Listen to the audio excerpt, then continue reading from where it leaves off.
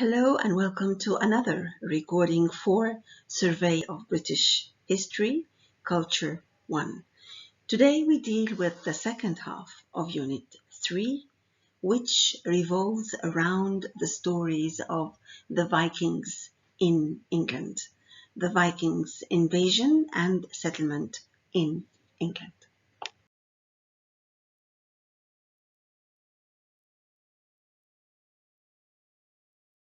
Before we jump into this new phase of British history, let's remember those dates that we dealt with in the previous units.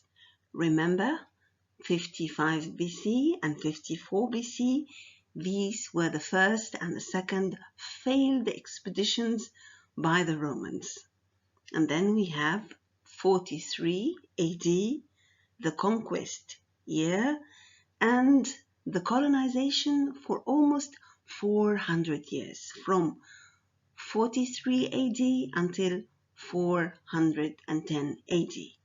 Those were the important dates of the Romans' invasion and conquest of Britain.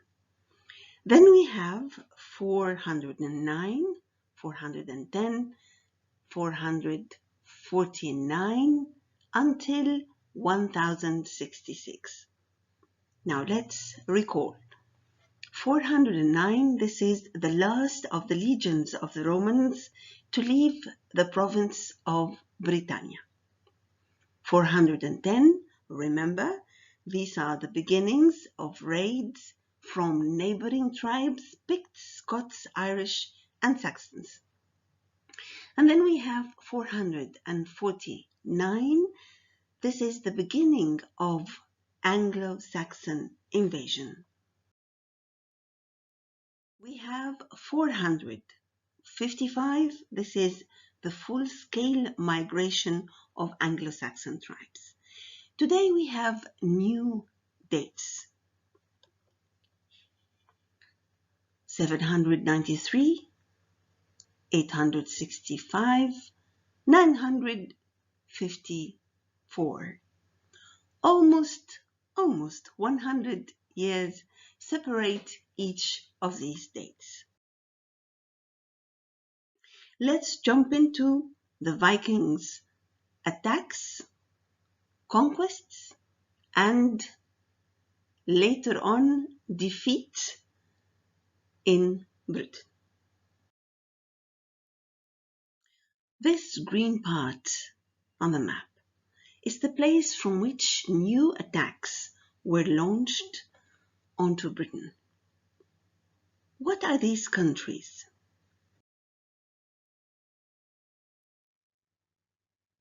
Let's see.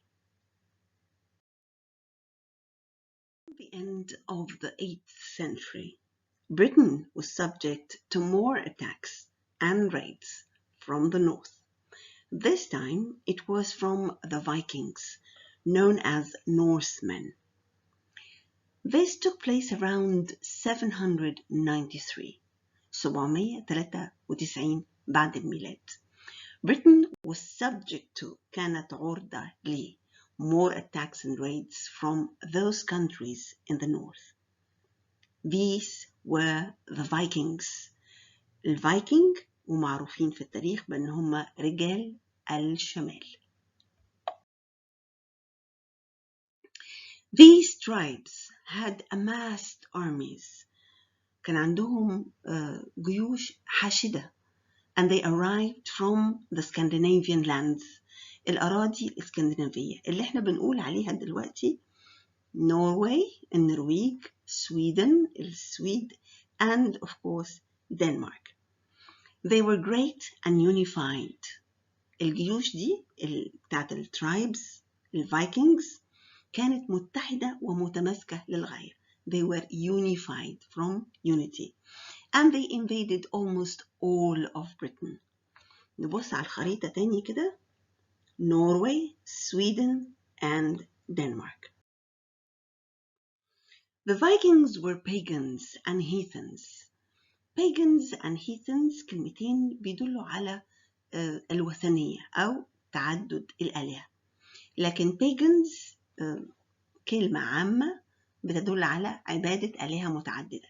heathens بالتحديد الوثنيين اللي بيعبدوا الآلهة الجرمانية أو آلهة بلاد الشمال. يعني لما نقول heathens المعنى الأصلي للكلمة يشير إلى الترايبز الجرمانيك ترايبز اللي بتعبد آلهة بلاد الشمال. Those Vikings were masters of seafaring and the creators of the historic warship known as the Longship. كانوا ملاحين مهرة للغاية، سادة masters of seafaring الملاحة and navigation، خدنا كلمة navigation قبل كده، and creators هم اللي اخترعوا السفينة المشهورة جدا اللي اسمها the Longship, the historic warship known as the Longship، السفينة الحربية التاريخية اللي اسمها the It was famous for its mobility and speed. كان عندها قدرة سلسة على الحركة. And it was very, very speedy and gave the Vikings supremacy over their enemies.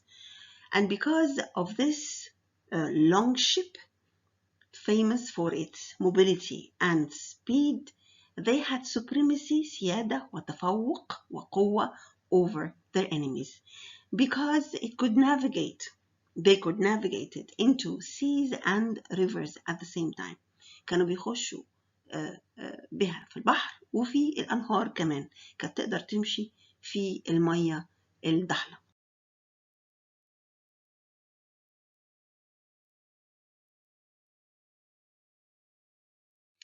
Let's remember that the Anglo-Saxons were, most of them, Christians now.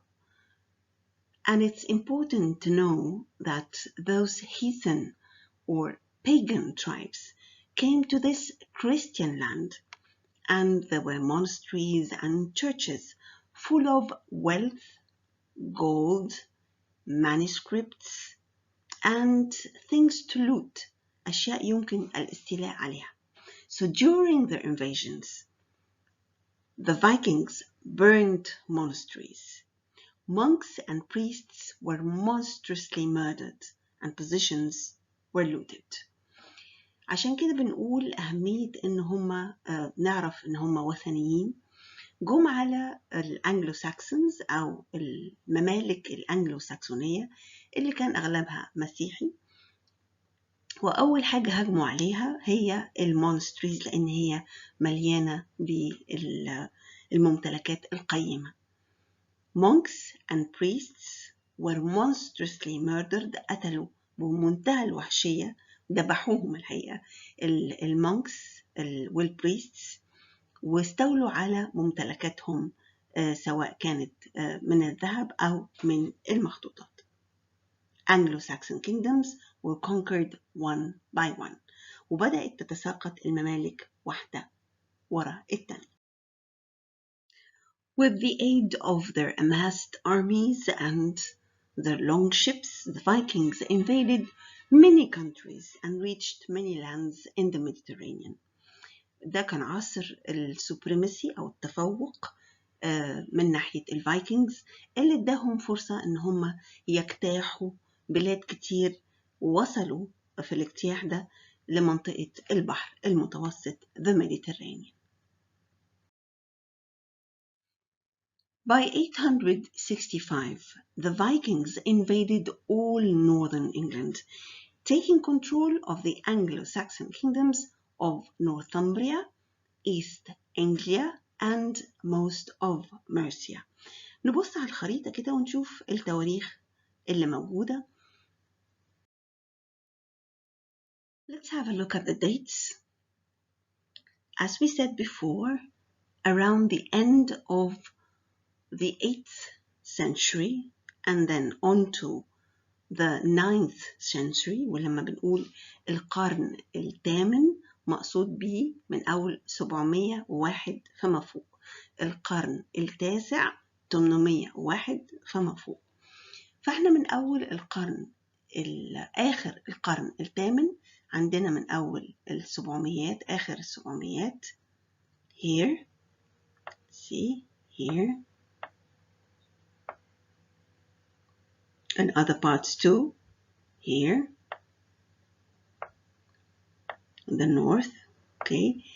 And then on to the 9th century, notice the number of attacks by the Vikings on England and the other parts around Britain. Northumbria, Mercia, East Anglia, parts of Wales and also parts of Ireland. Many of these parts were under the full control of the Vikings. Only Wessex, under King Alfred the Great, resisted the advancement of the Vikings. فقط Wessex، هذا المكان، هذه المملكة، Wessex under King Alfred the Great، تحت حكم الملك العظيم ألفريد، that resisted the advancement of the Vikings. هي الوحيدة من دون الممالك اللي كانت موجودة قاومت تقدم الفايكنجز. It remained free from the Vikings' dominance under King Alfred the Great، وفضلت تحت حكم ألفريد the Great حرة من سيطرة الفايكنج. But who was King Alfred the Great? And why is he celebrated in the history of the Anglo-Saxons as the Great? ليه هو شخصية محتفى بها؟ He is a celebrated figure. figure هنا بمعنى شخصية. ليه محتفى به كشخصية في تاريخ الأنجلو-ساكسونز؟ In the 9th century, Alfred the Great was able to stop the Vikings from taking over all of England. So this is the major reason, the السبب الرئيسي. This is the main cause why history refers to Alfred as the Great. ليه التاريخ بيشير إلى ألفريد على إنه ألفريد العظيم. He was able to stop the Vikings from taking over all of England. يبقى تحت حكمه Wessex was able to protect all of England. قدرت Wessex تحت حكمه تحمي إنجلترا من التحكم والسيطرة بتاعة الفايكنجز عليها كلها. He agreed to make peace with them, and so some Vikings settled down in eastern England, which they made their home for years. Alfred the Great said to himself, I will not be able to resist the Vikings for good. This is a very difficult war, and they are masters of the sea, and they have amassed armies. So, he agreed to make peace, إنه يعقد معهم سلام أو اتفاقية سلام, saying that they will take part of English land to settle down in. أخذوا جزء من أرض إنجلترا وقعدوا فيها واستقروا. And this was an agreement. You will not fight us, and you will take this land to settle in and make your own home. هتاخدوا الأرض وتقعدوا فيها and make your own home وتستقروا بها. والحرب هتقف. ده كان الاتفاق. The areas where the Vikings stayed were called the Danelaw. المناطق اللي قعدوا فيها اتسمت بدانلو. The Anglo-Saxons and Vikings finally became neighbors thanks to Alfred's wisdom. نتيجة لحكمة ألفريد استقر الفايكنجز في المناطق اللي هي في الخريطة الأولانية اللي هي بالأحمر دي, جزء من نورثامبريا وإيست أنجليا, وعندنا كمان جزء في الشمال, شمال اسكتلندا, وجزء من أيرلندا, وبقية الأماكن كانت free. And Alfred the Great was able to resume his building of his kingdom Wessex. وبدأ ألفريد يستمر في بناء مملكته مرة أخرى بعد السلام مع الفايكنجز. This is one of the most famous sayings by Alfred. دي من أحد أشهر مقولات Alfred the Great. The saddest thing about any man is that he be ignorant, and the most exciting thing is that he knows. أكثر الأشياء مثارا للحزن هي أن يكون الإنسان جاهل، وأكثر الأشياء إنعاشا وتحفيزا للروح هي أن يتمتع بالمعرفة. دي من أقوال ألفريد المشهورة. ألفريد زي ما احنا شايفين was not only a good warrior، ما كانش بس محارب قدير ومحنك، or a wise king أو ملك حكيم، بدليل أنه عمل peace accord أو making peace with the Vikings. But he was also a scholar and a man of vision. لكن كان باحث علم وعنده رؤية. He had a vision. كان عنده رؤية. And he laid the foundation of modern England. وهو اللي حط حجر الأساس أو وضع حجر الأساس to lay the foundation. الماضي laid the foundation حجر الأساس أو الأساس لمودرن إنجلند. يبقى مش بس منع the invasion of the Vikings أو the control أو the dominance of the Vikings all over England، لكن كمان he put or laid the foundation of modern England. Now let's see the achievements of Alfred the Great. زي ما قلنا Alfred was a wise king and he had a vision. كان عنده رؤية. A very important thing to Alfred was what we call social stability، الاستقرار الاجتماعي، and justice والعدالة. So one of the first things that he made when he became king was good laws، إصدار قوانين جيدة. And he introduced new legal codes، وأصدر أيضا مصطلحات قانونية جديدة. All this would contribute to a good system of justice، نظام للعدالة جيد. He also promoted education and believed it was very important. Because he was a scholar كان باحث and he was a translator and a very good translator too، لأنه كان مترجم رائع من اللاتينية للأنجلو ساكسون أو للإنجليزية. روج أو نشر التعليم في المملكة because he believed it was very important. Social stability meant justice and education. الأمان الاجتماعي معناه بالنسبة لألفريد كان العدالة والتعليم. He was the first king to order the translation from Latin into Anglo-Saxon so that people could read in their native tongue. من أوائل الملوك اللي قرروا ترجمة اللاتينية إلى الإنجليزية أو الأنجلو-ساكسونية علشان الناس تقدر تتعلم تقرأ بلغتها الأصلية in their own native tongue. native tongue اللسان أو اللغة الأصلية ليهم أو لغة الحديث المحلي. It was during his reign that the monks, on his orders and guidance, began writing the Anglo-Saxon Chronicle. فاكرين مدونة التاريخ الأنجلو-ساكسوني the Anglo-Saxon Chronicle. It was during the reign كان في خلال حكم ألفريد the Great reign حكم that he ordered the monks to start writing this chronicle. من بداية عصره بدأت كتابة المدونة and he had copies كان بيؤمر دايما يتعمل نسخ that would be placed in different monasteries and in different places in the kingdom so that he would keep it safe. وكان بيؤمر إن هم يعملوا كذا نسخة تتوزع على كذا مكان في المملكة علشان يبقوا في أمان لو حاجة من النسخ دي حصل لها أي حاجة.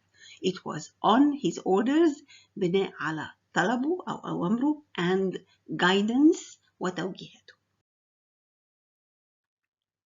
ودي صور من صفحات من الكرونيكل the Anglo-Saxon chronicle. And as you can see, it's not only written, it's also decorated and illuminated. زي ما قلنا مزخرفة ومطعمة بمية الذهب. He also built forts and walled towns to protect them from the Vikings' attacks. من الحاجات اللي عملها مهمة جدا إنه بنى حصون قوية جدا لحماية مدن المملكة. And he walled the towns. بنى أسوار حوالين المدن. To wall يعني يسور. To wall towns يبني أسوار حوالين المدن. كل ده حماية from the attacks أو to protect them from the Vikings' attacks. He built a fleet of warships. وبنى أسطول رائع من السفن الحربية. A fleet of warships to guard the coasts from the raiders. لحماية أيضا الساحل من هجوم أو اجتياح الغزو الفايكنج. ويقال إنه ألفريد ships were larger وإن السفن بتاعته كانت أكبر. swifter أسرع. steadier أكثر ثباتا وتماسكا أو توازنا في الملاحة. وتتحمل الأمواج العاتية and rode higher at sea than the Vikings ships عن السفن بتاعة الفايكنج. المنافسة في صناعة السفن أيضا من إنجازات ألفريد the Great.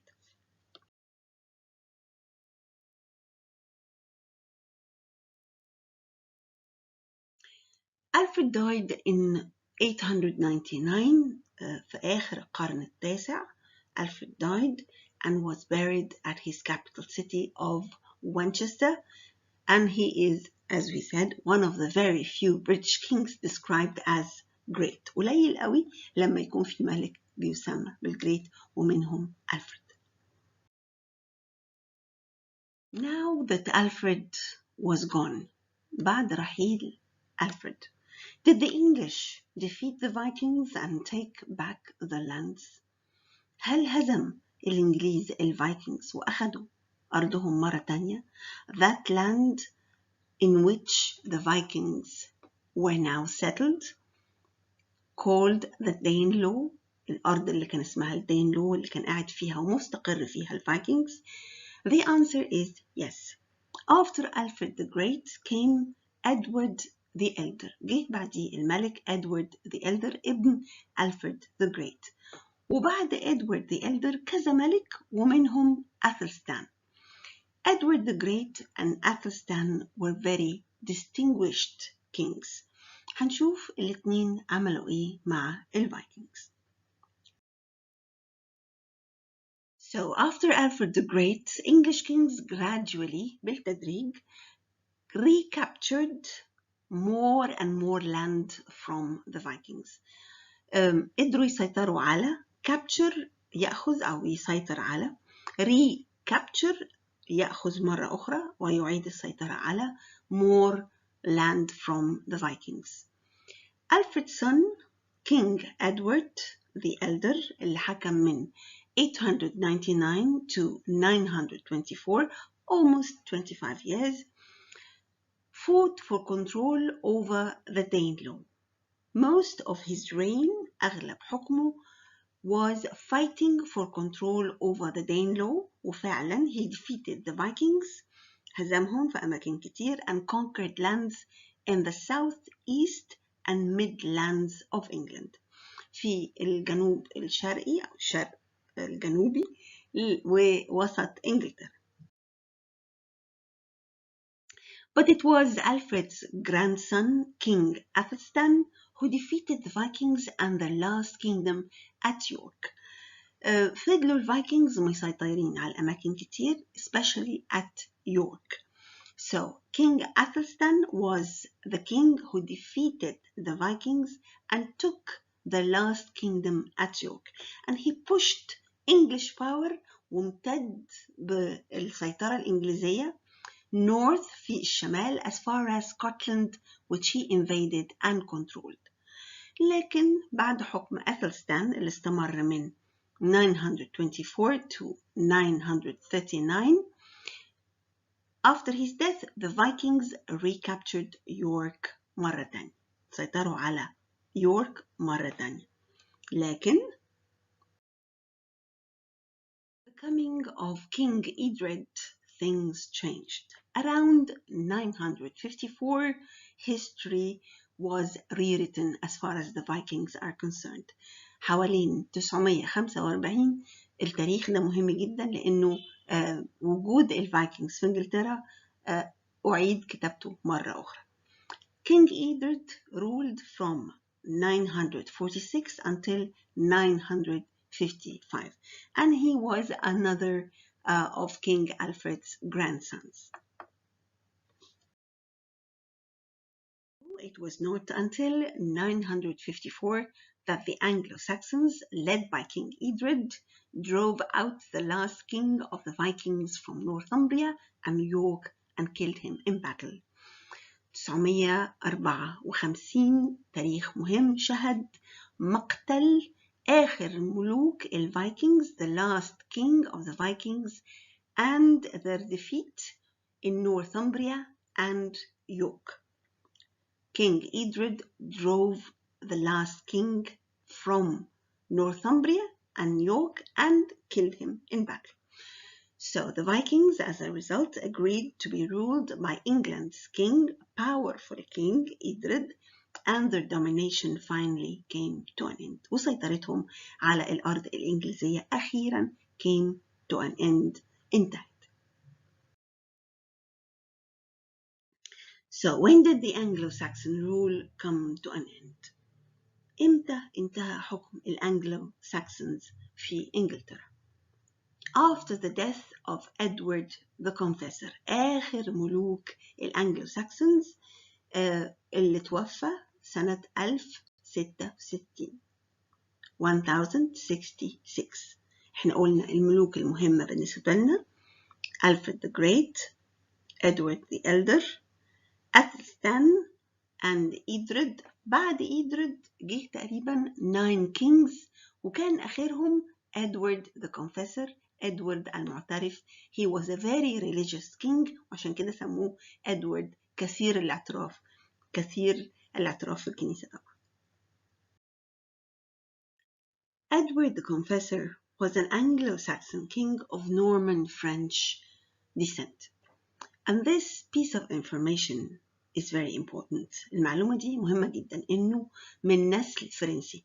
His mother was French and his family and his father of course was Anglo-Saxon. فكان في نسل فرنسي في دم. He was a good king and his reign was characterized. اتميز حكمه.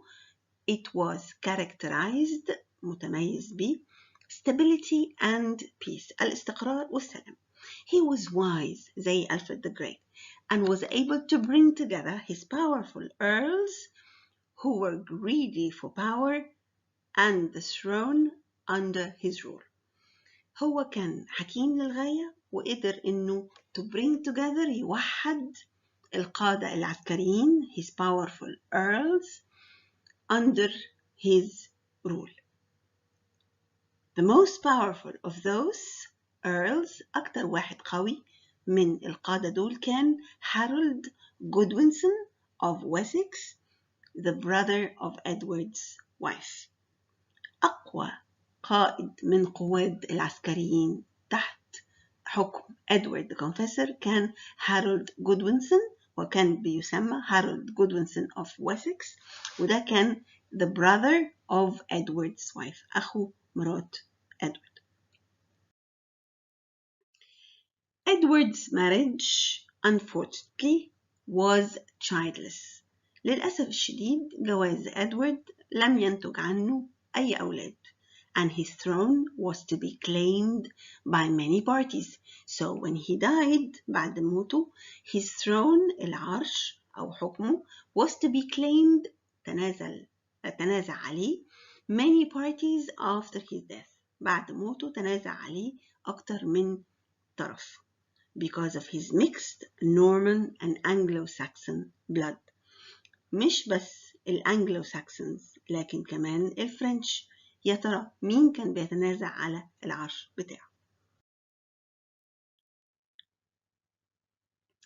The first of the three claimants المتنازعين الثلاثة كانوا أولهم ويليام Duke of Normandy. ويليام دوق نورماندي، ودي منطقة في شمال فرنسا، مش فرنسا كلها. نورماندي إقليم في شمال فرنسا، وكان الدوق عليه هو ويليام. And then we have Harold Godwinson, the powerful Earl of Wessex. وكان في حد تاني مهتم بالعرش، the Viking King Harold III of Norway. ملك النرويج كينج هارولد III، وكان معروف باسم هارولد هاردرادا. Supposedly كان من المعروف أو it was said كان يقال إنه Edward willed the kingdom to William of Normandy, his French relative. ودي أهمية إنه Edward was of mixed blood، كان له أصول فرنسية وأنجلو ساكسون في نفس الوقت. فقيل إنه at a certain time في وقت من الأوقات Edward willed the kingdom to William of Normandy، إنه عمل وصية يسيب الحكم to his relative William of Normandy. لكن كمان اللي حصل إنه he seemed to have favored Harold Godwinson as his successor. كان يبدو إنه بيفضل to have favored كان يفضل هارولد جودوينسون as his successor كخليفة يأتي من بعده ويبقى. So immediately after Edward died, Harold was crowned king. The council اللي هو احنا قلنا وصفناه قبل كده اللي هو لوي 10 the council of elders المجلس الاستشاري من كبار الدولة decided to crown يتوج Harold as king. But Harold failed to defend the crown.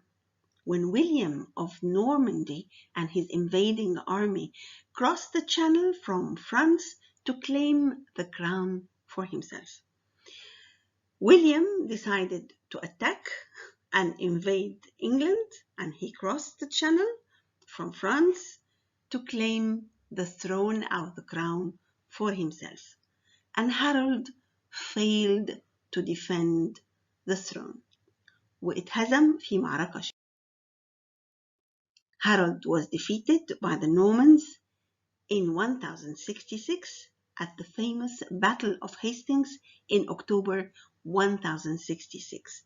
ودي المعركة اللي هنعرف تفاصيلها في الجزء اللي جاي، المحاضرة اللي جاية عن النورمانز في إنجلترا. The battle was recorded by the skillful weavers of Kent in England in the famous بآداب tapestry. وفي منسوجة شهيرة جدا اسمها منسوجة بآداب، عبارة عن قطعة قماش طويلة جدا جدا منسوج فيها أو مطرز عليها وصف كامل للمعركة. And this is an image from the بآداب tapestry اللي نسجها النساجين المهرة of Kent, England. This is another part of the بآداب tapestry وفيها واضح مكتوب اسم هارولد ريكس، الملك هارولد، وهو منصاب with an arrow at his eye، السهم في عينيه. And he died over the hilltop ومات فوق التلال في معركة هيستينغز. Thank you very much for watching and for your attention. Next lecture will be on Norman Britain, the coming of William of Normandy and his conquest of England. Thank you.